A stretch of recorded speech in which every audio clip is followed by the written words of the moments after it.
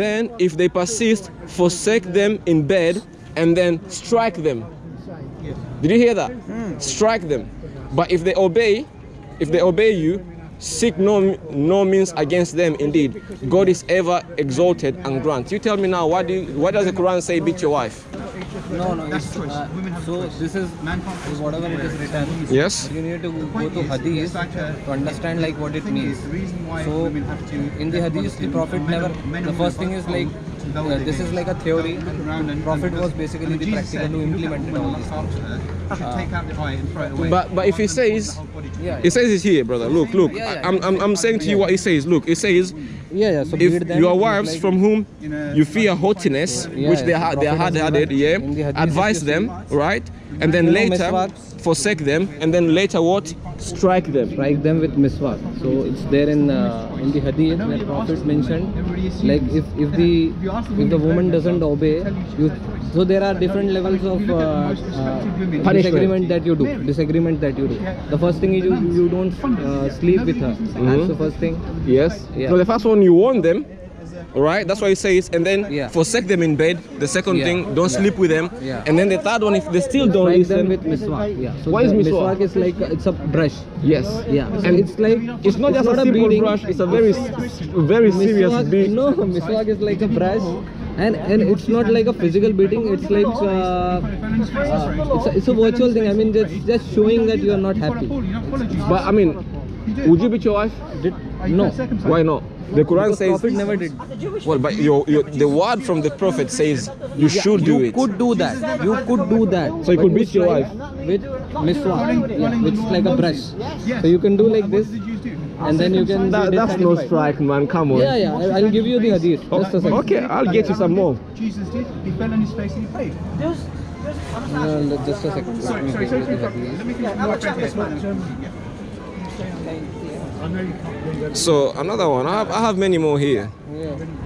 The thing is, with Islam, is there any sacrifices for sin as blood sacrifices? There is no. Well, this gentleman's quoting from the Old Testament to me, that I should be doing how to do it now. You believe in the Old Testament. What about that a sacrifice for sin, for the shedding of blood? How come Islam hasn't got that? How did he pray 5 times a day to cleanse sin? You can't do that. The Old Testament said, was constant a slaughterhouse for the sacrifice of sin. God commanded the system. Commanded it. And how comes there's nothing like that in Islam? Now, Islam doesn't believe in Christianity. So what happened to that system? How does God forgive you? If you pray that many times, the Bible says, the Old Testament, Isaiah says, your good deeds are like dirty rags before God. So your good deeds are a good man. The thing in Islam is like there is a direct connection between you and God. So you don't need to sacrifice anyone. If you ask God for forgiveness, God can forgive you. So because Allah is the most merciful. God can't wipe out what happened before. He can't do that. But that you did not do, no? There is no burden of other people who are doing sin on you. That is the first thing that we believe in. Well, that you've committed a moral law before God. No, but I was not there, no? I did not committed it. For example, if any other person that was before me had committed it, but I did not do it. Well, listen, it's like this. Why would I get punished for that?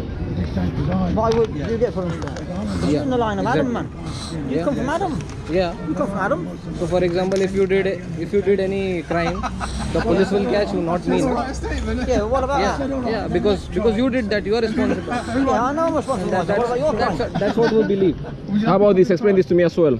We will cast terror onto the hearts of those who disbelieve for what they have associated with God, of which he had not seen down. He has sent no down authority, and their refuge will be the fire. And wretched is the residence of the wrongdoers. All right. So he will cast down terrors on those who disbelieve, but disbelieve in what and who? Disbelieve in God. Disbelieve in God. And this book? No, not it says. Disbelief means if you don't believe in a creator, one God, then that's called disbelief. Yes. If you don't believe in the creator, Allah will cause terror in your heart, and which is like not even now. When you go to the judgment, final judgment, then at that time, God will put terror in your heart. So that's the thing. It's like last one. Last one. Yes. Indeed. So for your sin, how are you going to account for that? How am I going to account for my sin? by praying, being a good person. But what did Isaiah said? Your good deeds are like dirty rags before God. But has he been a good person? But here's the thing: why do God need to sacrifice a human being for the sins of the world? Do you Why believe in would do you believe in human sacrifice? No, I believe that Jesus Christ is. No. It's a simple question. Do you believe in Here, look. Do you believe in human I believe that sacrifice? somebody can. And for those who say we are Christian, we took their covenant, but they forgot a portion of that which they were reminded. So we cause among them animosity and hatred until the day of resurrection, and God is going to inform them about what they used to do. Yeah. Correct. So because I'm a Christian, you show me what? You show me animosity. But No. look, We caused among them animosity. Yes. So among them, among us Christians, among them, them who? We among Christians. Christians also there is animosity and hatred, and that's what God said. No, he said we cause them animosity. No, Christians in Quran it's mentioned Christians are like our There we go, brothers. sir. Yeah. Whatever. We follow Jesus. Listen, We just take one. He was one of the mightiest messengers. We believe like in miracle birth and all those stuff. Yeah. Any questions? There are a few weeks. You and I mean Muslims and Christians are going together. The only point where we differ is What I'm saying. Hey, wait! Oh, bro. Yeah, man. Good to see you, man. Yeah, I'm good. Check this out. Yeah, keep witnessing. Check this brother. out. And for those who say we are Christian, we took their covenant, but they forgot a portion of that of which they were reminded. So we cause them. We cause among them animosity and hatred until the day of resurrection, and God is going to inform them of what they used to do. So who is we here in this context? We cause them animosity. Who is he talking about?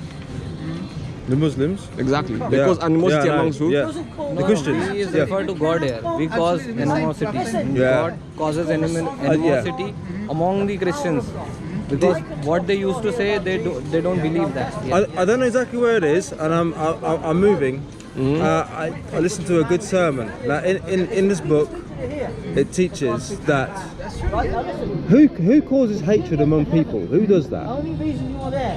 Who causes hatred among people?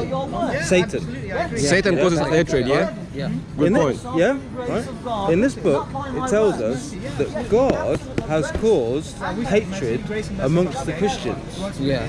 Does God cause people to hate people? No, because what they used to say, But that's what it says. That's what it says. the thing is Yeah. like, And also, for those people- one more, and I must get one more. Does God lie?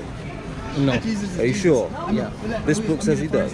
He's the son of God. You say he's a Because it prophet. says that the people that saw Jesus crucified, As many as are led by they the Spirit. think they saw him crucified, and that's what they tell us in the New Testament, right? Exactly. But this book says that God made them appear to them. Yeah. So God tricked the people to think that they saw Jesus crucified. God tricked people. He's a liar. That's what it says.